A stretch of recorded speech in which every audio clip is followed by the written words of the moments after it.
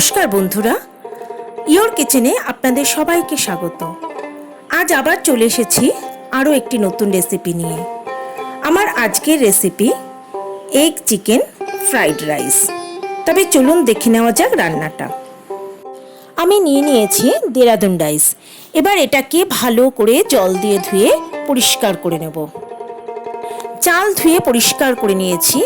এবার এর মধ্যে জল দিয়ে এটাকে আমি 1 ঘন্টার মতো ভিজিয়ে রাখব। খুব ছোট ছোট পিস করা চিকেনের মধ্যে দিলাম রসুন বাটা, দিলাম আদা বাটা, হাফ চামচ নুন আর দিলাম 1 চামচ সয়া সস। সব কিছু দিয়ে চিকেনটাকে খুব ভালো করে ম্যারিনেট করে এবার এটাকে আমি আধ ঘন্টার জন্য রেখে দেবো। একটা পাত্রে জল গরম করে তাতে দিলাম 2 চামচ নুন আর দিলাম 1 চামচ সাদা তেল। জল ফুটতে শুরু করলে তার মধ্যে দিয়ে দেব ভিজিয়ে রাখা চাল।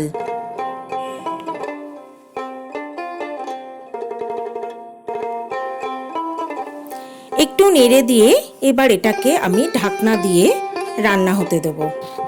একটা বাটিতে নিয়ে নিলাম 3টে ডিম।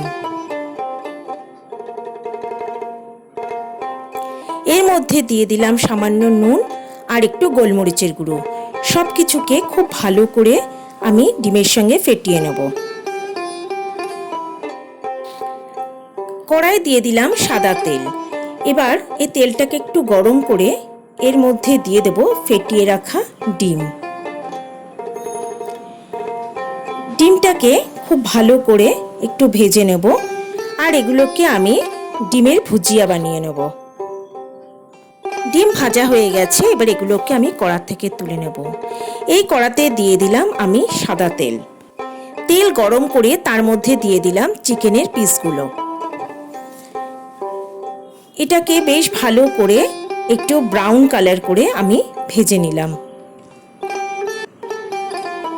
চিকেন ভাজা হয়ে গেছে। এবার এগুলোকে আমি কড়া থেকে তুলে নেব। এই তেলের মধ্যে আমি দিয়ে দেব রসুন কুচি।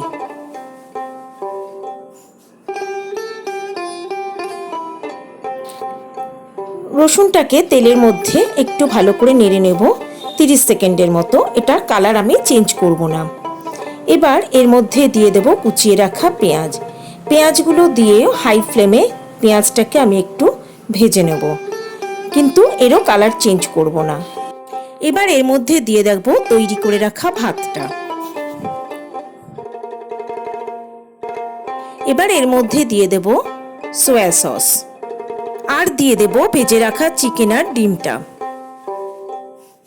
সব কিছুকে খুব সাবধানে হালকা হাতে মিশিয়ে দেব। এবার এর মধ্যে দিয়ে দেব গোলমরিচের গুঁড়ো। এবার সব কিছুকে খুব হালকা হাতে আরো একবার ভালো করে মিশিয়ে দেব। এবার এর মধ্যে দিয়ে দেব কুচিয়ে রাখা পেঁয়াজ পাতা। সব কিছুকে খুব ভালো করে মিশিয়ে দেব। গ্যাসের ফ্লেম থাকবে এই সময় হাইতে। সব মিশানো হয়ে গেছে। এবার আমি গ্যাসের ফ্লেম বন্ধ করে দেব। এগ চিকেন ফ্রাইড রাইস একদম রেডি।